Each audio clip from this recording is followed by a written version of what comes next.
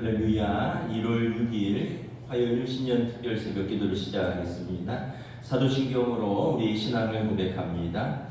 나는 전능하신 아버지 하나님 천지의 창조주를 믿습니다. 나는 그의 유일하신 아들 우리 주 예수 그리스도를 믿습니다. 그는 성령으로 잉태되어 동정녀 마리아에게서 나시고 본디오 빌라도에게 고난을 받아 십자가에 못 박혀 죽으시고 장사된 지 사흘 만에 죽은 자 가운데서 다시 살아나셨으며 하늘에 오르시어 전능하신 아버지 하나님 우편에 앉아 계시다가 거기로부터 살아있는 자와 죽은 자를 심판하러 오십니다. 나는 성령을 믿으며 거룩한 공교회와 성도의 교제와 죄를 용서받는 것과 몸의 부활과 영생을 믿습니다. 아멘. 찬송가 525장 찬양하시겠습니다. 찬송가 525장입니다.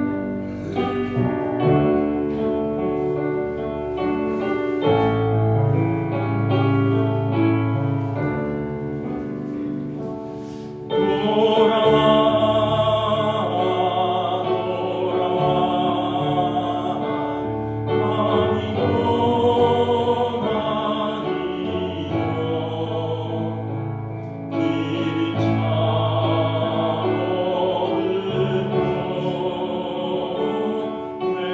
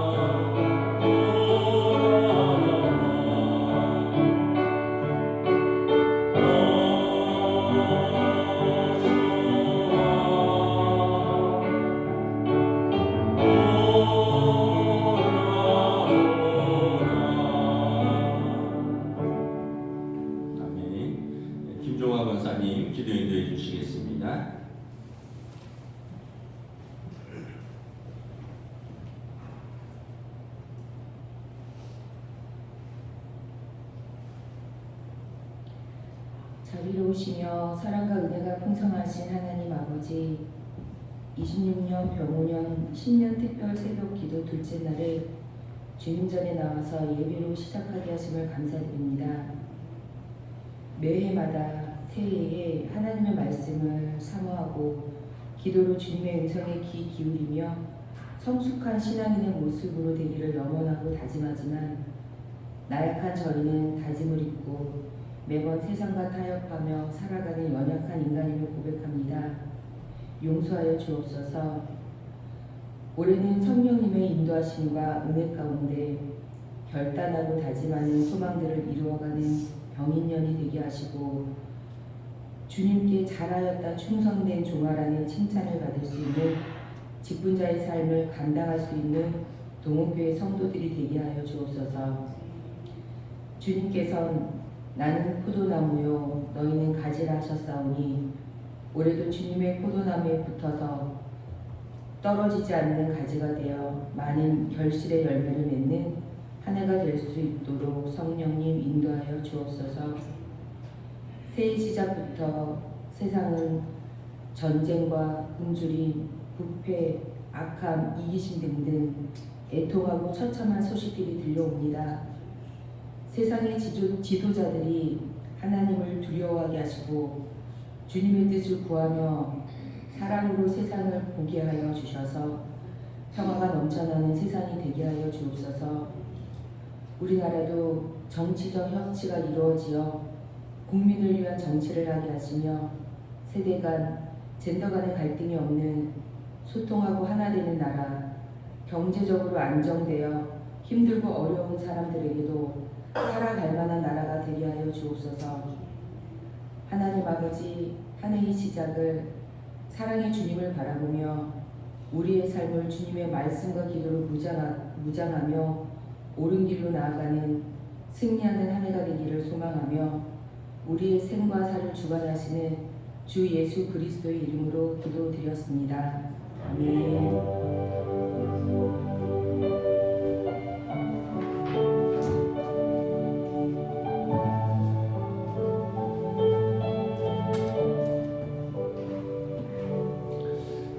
오늘 우리 주신 하나님 말씀은 구약성경 룻기 1장 6절에서 23절까지 말씀입니다.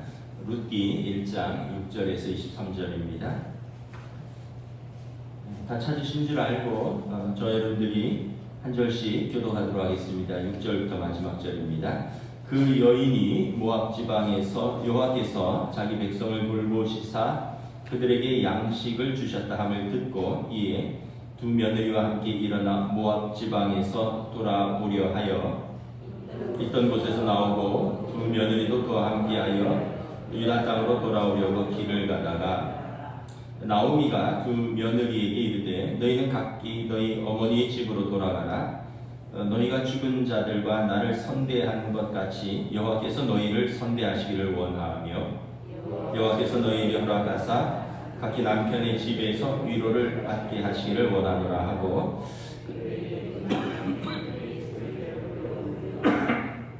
나오미에게 이르되 아니니이다. 우리는 어머니와 함께 어머니의 백성에게로 돌아가겠나이다 하는지라. 나오미가 이르되 내 딸들아 돌아가라. 너희가 어찌 나와 함께 가려느냐. 내 태중에 너희의 남편들 아들들이 아직 있느냐. 내 딸들아 되돌아가라. 나는 늙었으니 남편을 두지 못할지라. 가령 내가 소망이 있다고 말한다든지 오늘 밤에 남편을 두어 아들들을 낳는다 하더라도 너희가 어찌 그들이 자라기를 기다리겠으며 어찌 남편 없이 기다리겠다고 결심하겠느냐. 내 딸들아 그렇지 아니하니라. 여호와의 손이 나를 치셨으므로 나는 너희로 말미암아 더욱 마음이 아프도다 하매 그들이 소리를 높여 다시 울더니 오르바는 그의 시어머니에게 입맞추되 룻은 그를 붙쫓았더라. 나오미가 또 이르되 보라 내 동서는 그의 백성과 그의 신들에게로 돌아가나니 너도 너의 동서를 따라 돌아가라 하니 룻이 이르되 내게 어머니를 떠나며 어머니를 따르지 말고 돌아가라 강권하지 마옵소서. 어머니께서 가시는 곳에 나도 가고 어머니께서 머무시는 곳에서 나도 머물겠나이다. 어머니의 백성이 나의 백성이 되고 어머니의 하나님이 나의 하나님이 되시리니 어머니께서 죽으시는 곳에서 나도 죽어 거기 묻힐 것이라. 만일 내가 죽는 일 외에 어머니를 떠나며 여호와께서 내게 벌을 내리시고 더 내리시기를 원하나이다 하는지라. 나오미가 룻이 자기와 함께 가기로 굳게 결심함을 보고 그에게 말하기를 그치니라. 그 두 사람이 베들레헴까지 갔더라. 베들레헴에 이를 때에 온 성읍이 그들로 말미암아 떠들며 이르기를 이가 나오미냐 하는지라. 나오미가 그들에게 이르되 나를 나오미라 부르지 말고 나를 마라라 부르라. 이는 전능자가 나를 심히 괴롭게 하셨음이니라. 여호와께서 내게 비어 돌아오게 하셨으니라. 여호와께서 나를 징벌하셨고 전능자가 나를 괴롭게 하셨거늘 너희가 어찌 나를 나오미라 부르느냐 하니라. 22절 함께 읽습니다. 나오미가 모압 지방에서 그의 며느리 모압 여인 룻과 함께 돌아왔는데 그들이 보리 추수 시작할 때에 베들레헴에 이르렀더라. 아멘. 할렐루야. 신년 특별 새벽기도 둘째 날입니다. 우리 신년 특세 주제가 룻기입니다. 인생의 흉년에서 하나님을 선택한 사람. 첫째 날 인생의 흉년을 피해서 이제 모압 지방으로 피했는데 더 큰 환난과 어려움을 만난 엘레멜렉의 집안 이야기를 했습니다. 오늘은 세 여인의 선택을 좀 보도록 하겠습니다. 엘리멜렉이 이제 부인 나오미와 두 아들 말론과 기르온을 데리고 모압 지방으로 이주했고요. 거기서 이제 두 아들 결혼을 시켰습니다. 그런데 10년 만에 남편과 두 아들이 다 죽었고 세 과부만 남게 되었다고 말씀을 드렸습니다. 이제 이 세 여인이 인생에서 중요한 선택을 합니다. 먼저 시어머니 나오미의 선택입니다. 나오미는 이제 다시 고향 유대 땅 베들레헴으로 돌아가기로 결정을 합니다. 성경에 보면 나오미가 돌아가기로 결정한 이유가 나와 있습니다. 6절에 보면 자기 백성을 돌보시는 하나님에 대해서 들었습니다. 그리고 신실하신 하나님을 기억합니다. 그러자 마음의 변화가 일어납니다. 이제 사랑하는 남편과 두 아들의 무덤을 뒤로하고 유대 땅 베들레헴으로 돌아가기로 결단합니다. 먼저 들었습니다. 하나님에 대해서. 그리고 신실하신 하나님을 기억합니다. 그러면서 마음의 변화가 일어납니다. 돌아가야겠다. 그리고 6절 하반절에 보면 나오미는 돌아가려고 일어섭니다. 7절 하반절에 보면 유대 땅으로 돌아가는 길에 서 있습니다. 나오미가 회개의 3단계를 잘 보여줍니다. 회개는 첫째, 하나님을 기억하는 것입니다. 신실하신 하나님을 기억하는 것입니다. 두 번째는 그래서 죄인의 마음의 변화가 일어나는 것입니다. 메타노이아라고 하는데 마음의 변화가 일어나는 것입니다. 생각이 변화되는 것입니다. 세 번째는 테슈바라 그러는데 삶의 방향과 행동의 전환입니다. 하나님께로 완전히 돌아서는 것입니다. 방황하던 우리가 신실하신 하나님을 기억합니다. 내가 죄인인 걸 기억하고요. 하나님이 신실하신다는 것을 기억합니다. 그러면서 메타노이아, 마음의 변화가 일어납니다. 그리고 이렇게 살아서는 안 되겠다. 하나님께로 돌아가야겠다. 그러면서 테슈바, 삶의 방향과 행동을 전환하네요. 그 자리를 떨쳐 일어나는 용기를 내는 것입니다. 이게 회개고 회복입니다. 여러분, 회개의 3단계 왜 중요하냐면 이게 회복으로 가는 첫걸음이기 때문에 그렇습니다. 하나님을 기억하고 내가 죄인임을 기억하는 것입니다. 그리고 내 마음의 변화가 일어나고 내 삶의 방향을 전환하고 행동을 바꾸는 것입니다. 그럼 어디서 나오미의 이야기가 많이 본 듯한 내용이죠. 누가복음 15장 탕자의 비유에서와 많이 유사합니다. 탕자가 아버지 재산을 가지고 호기롭게 먼 나라로 떠나서 거기서 허랑방탕하게 살다가 아버지 재산을 다 탕진했습니다. 이제 궁핍해지니까 어떤 사람에게 붙어서 돼지 치는 일을 맡았습니다. 먹을 게 마땅히 없어서 돼지가 먹는 쥐엄 열매를 먹기 시작합니다. 그러면서 자신을 바라보다가 아버지의 집을 기억합니다. 내 아버지 집에는 양식이 풍족한 품꾼이 얼마나 많은가. 탕자는 자기 집의 종들에게까지 풍성하게 돌보시고 선하고 신실하신 아버지를 기억합니다. 기억하는 거죠. 그리고 나서 이제 내가 아버지 집으로 돌아가도 될까?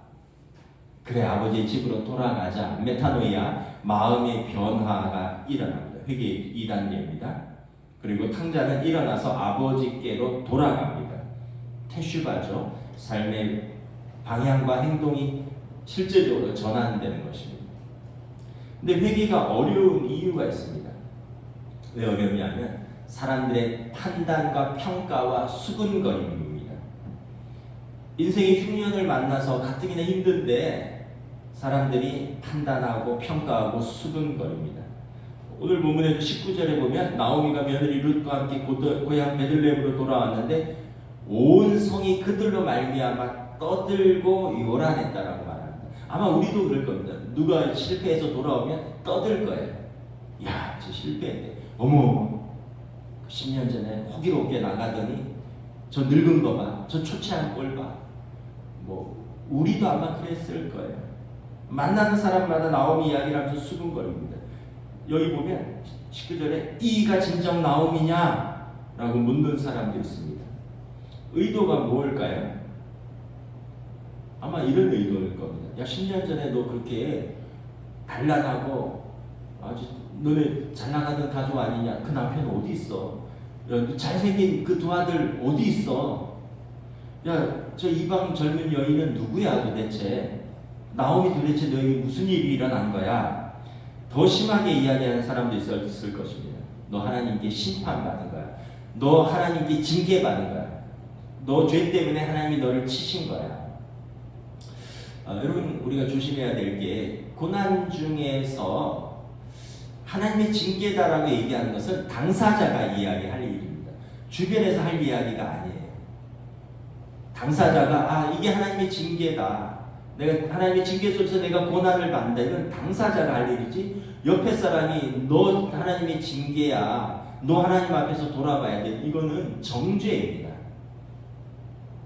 욥기에 보면 욥의 고난을 두고 세 친구가 위로한다고 모였습니다. 근데 내용이 뭐냐 하면 너 하나님께 회개해야 돼. 너 하나님 앞에 잘못한 거 있어. 하나님이 너를 징계를 통해서 너를 깨닫게 하시려는 거야. 틀린 말은 아닌데 그건 욥이 깨닫고 욥이 고백해야 될 말이지 위로한다고 온 친구들이 할 말은 아니라는 거예요. 성경에 보면 욥기는 동방에서 제일 의로운 사람이 욥입니다. 욥의 친구들보다 훨씬 의로웠습니다. 나중에 하나님께서 욥의 세 친구들에게 화를 내십니다. 진노하십니다. 너희가 욥보다 의롭지 않다라고 진노를 하셔요. 우리가 하나님의 징계를 말할 만큼 누구도 의인이 아니에요. 그러니까 여러분, 우리가 잘 생각하셔야 됩니다. 고난이 있고 어려움이 있으면 징계가 맞을 수도 있어요. 그러나 우리 입으로 그렇게 얘기하는 것은 그 사람에게 별 위로는 안 됩니다. 부모는 저는 해도 된다고 생각합니다. 왜냐하면 부모는 진짜 사랑하기 때문에. 근데 다른 사람들은 그런 말 하는 걸 굉장히 조심해야 돼요. 나오미는 수근거리는 사람들 앞에서 진실한 고백을 합니다. 20절에 보면 맞습니다. 전능자가 나를 괴롭게 하셨습니다. 이제 나를 나오미 기쁨이라 하지 말고 나를 마라라고 하십시오. 마라는 괴롭다는 겁니다. 출애굽할 때 사람들이 이제 르비딤에서 어떤 오아시스를 만났는데 물이 쓰다 했습니다. 그래서 모세가 지팡이를 가지를 던져서 나무 물을 달게 만들었습니다. 그곳 이름이 마라입니다. 쓰다라는 뜻입니다. 마라는 쓰다. 원래 나오미의 이름은 기쁨, 환희 이런데 지금 나오미는 나는 쓰다라는 거예요. 괴롭다라는 것입니다. 맞습니다. 전능자가 나를 괴롭게 하셨습니다. 21절에 여러분의 말처럼 나갈 때는 내가 풍족하게 기세 좋게 나갔는데 지금 이렇게 빈손으로 초라하게 돌아왔습니다. 하나님께서 나를 징계하셨고 전능자가 나를 괴롭게 하셨는데 내가 무슨 말을 하겠습니까?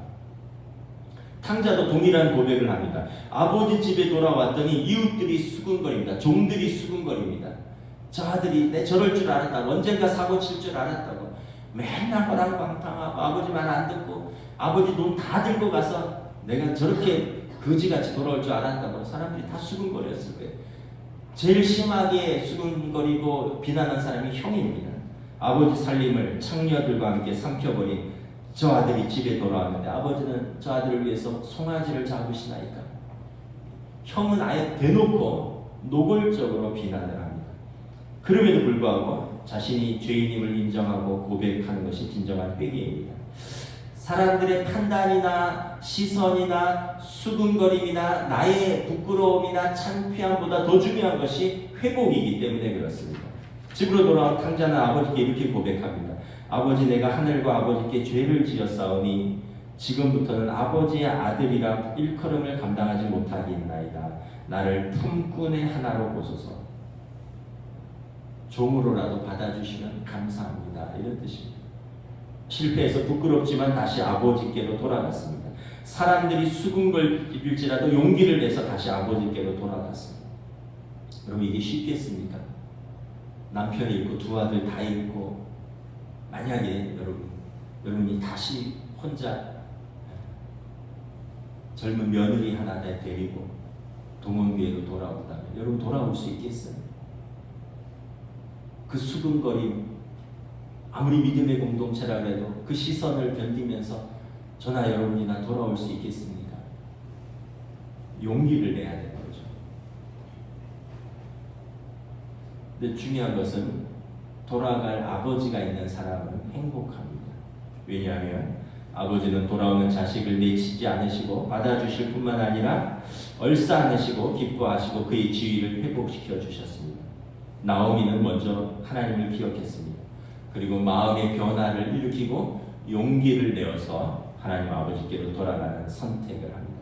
이것이 인생의 흉년을 만난 그녀의 삶의 회복의 시작이 됩니다. 여러분 용기를 내셔야 됩니다. 하나님 앞에 부끄러운 것은 없어요. 자식이 부모 앞에 부끄러운 것은 없습니다. 부모는 낳았어요. 다 알고 있어요. 그 잘못과 죄까지도 다 감싸 안을 분이 부모입니다. 하나님은 우리를 창조하셨습니다. 우리를 용서하셨습니다. 예수님의 십자가로 우리를 구원하신 분입니다. 하나님 앞에 체면 차릴 필요가 없어요. 하나님 앞에 나와서 울어야 됩니다. 하나님 앞에 돌아와야 됩니다. 하나님께로 돌아서는 것, 이것이 인생의 흉년을 맞이한 사람이 해야 하는 믿음의 선택이자 회복의 첫 걸음입니다. 나오미가 이러한 선택을 했습니다.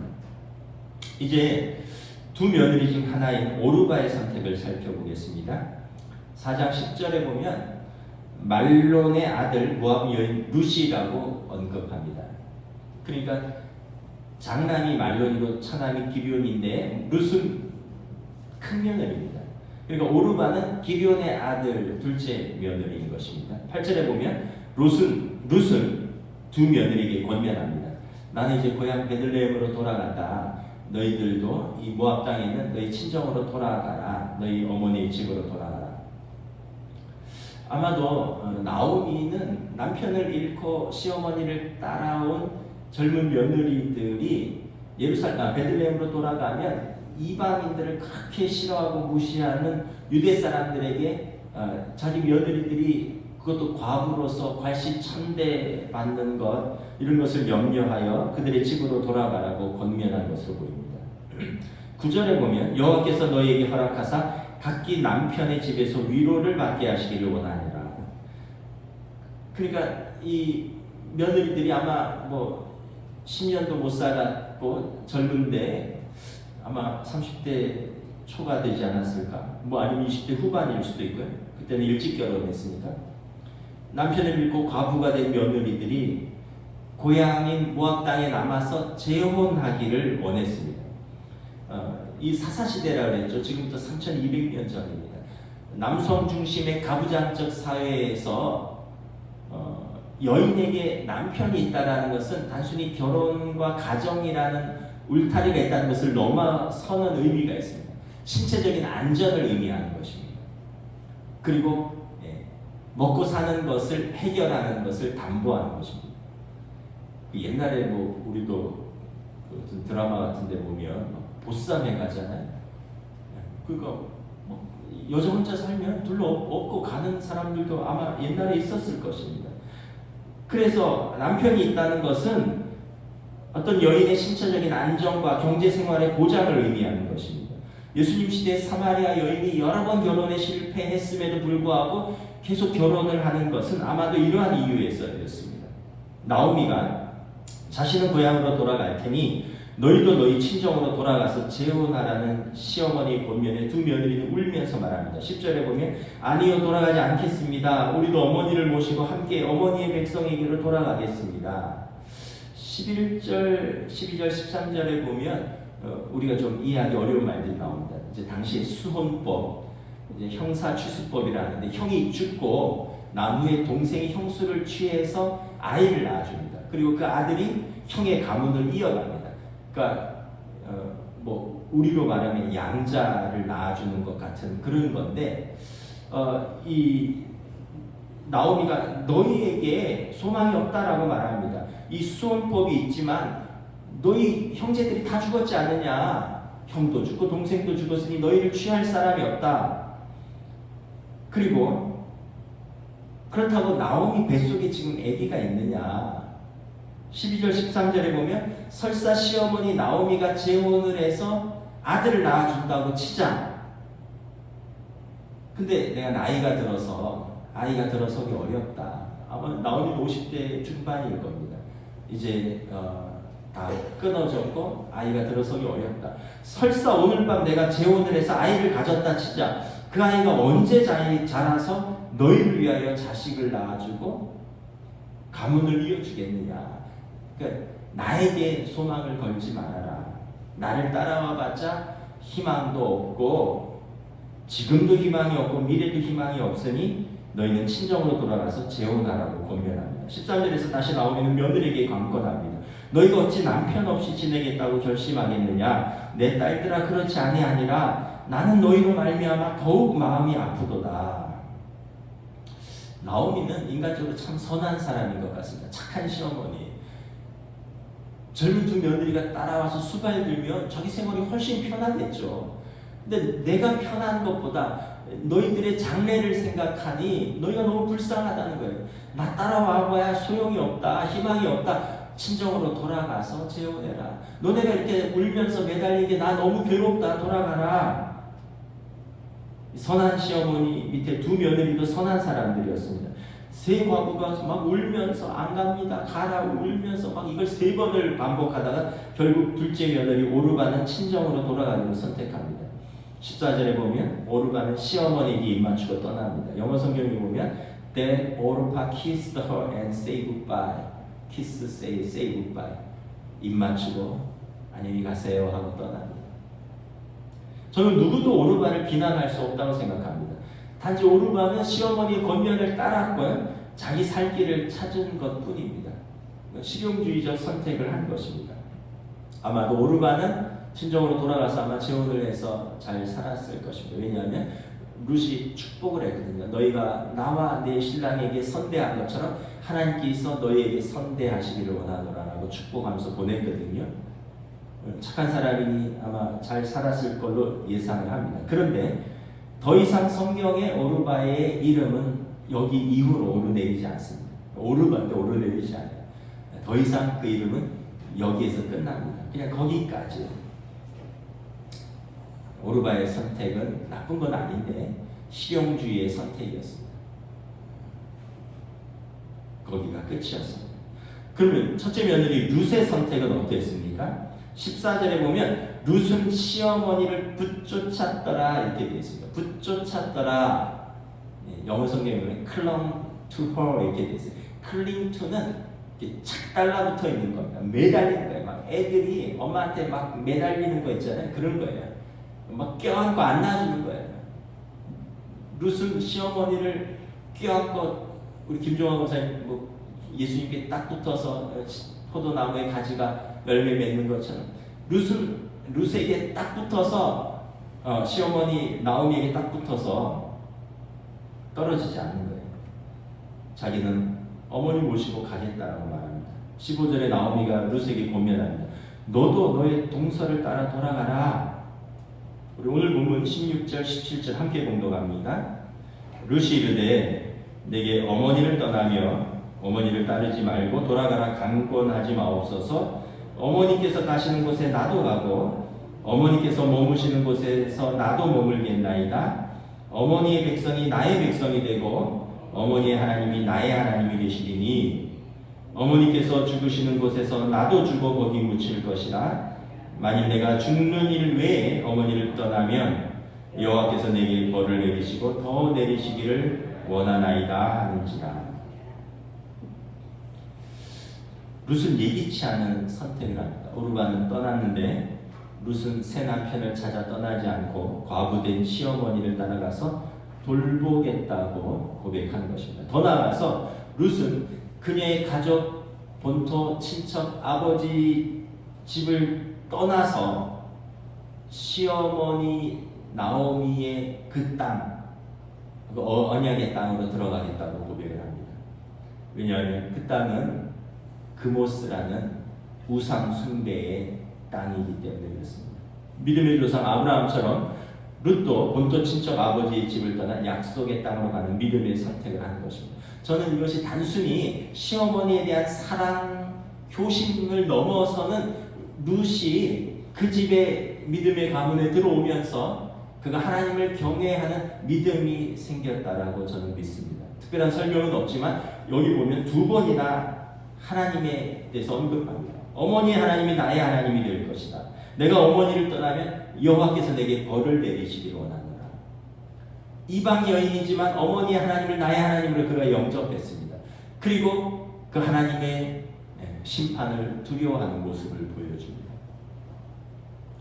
룻은 이제 우상 숭배를 떠나서 이스라엘 하나님, 어머니 하나님이 나의 하나님이라는 충성과 믿음을 보여주었습니다. 룻은 언약과 책임과 사람을 살리는 선택과 하나님을 선택한 것입니다. 저 주일날 그 리더십의 7가지 선택에서 7가지를 얘기했잖아요. 단기적 이익이 아닌 장기적인 가치를 선택하라. 이익이 아닌 명분을 선택하라. 이익이 아닌 언약을 선택하라. 이익이 아닌 진리를 선택하라. 이익이 아닌 사람을 살리는 선택을 하라. 끝을 생각하면서 선택을 하라. 뭐 판단이 서지 않을 때는 원칙을 선택하라. 뭐 7가지를 얘기했는데 여기 보면 룻이 단기적 이익이 아니라 장기적인 가치를 생각합니다. 이익이 아니라 시어머니라는 명분을 선택합니다. 이익이 아니라 하나님의 언약을 선택합니다. 이익이 아니라 사람을 살리는 선택, 시어머니를 돌보겠다는 선택을 합니다. 끝을 생각하면서 선택합니다. 하나님이 나의 하나님이 될 것이다. 그 룻은 이 여인이 믿음을 배우는 것입니다. 그에게 진실함과 신실함이 있었습니다. 효성이 있었습니다. 하나님을 경외함이 있었습니다. 그녀가 자기도 몰랐겠지만 이러한 믿음의 선택을 한 것입니다. 룻은 분명히 동서 오르바와 다른 선택을 한 것입니다. 그리고 이렇게 다른 믿음의 선택을 한 룻을 하나님은 특별히 돌보십니다. 하나님이 돌보신 가운데 이제 룻은 그녀 앞에 가로막혔던 장벽들을 하나하나씩 넘어서는 것을 볼 수 있습니다. 이 책의 제목은 룻기입니다. 인생의 흉년에서 언약과 책임과 하나님을 선택한 이방 여인의 선택과 그녀를 돌보시는 하나님의 신실하심에 관한 책입니다. 말씀을 마치겠습니다. 나오미가 21절에 이렇게 고백합니다. 내가 풍족하게 나갔더니 여호와께서 내게 비어 돌아오게 하셨다. 여호와께서 나를 징계하셨고 전능자가 나를 괴롭게 하셨다. 하나님의 징계 맞다. 그러나 여호와께서 내게 빈손이지만 나를 돌아오게 하셨다. 하나님이 나를 돌아오게 하셨다라는 고백입니다.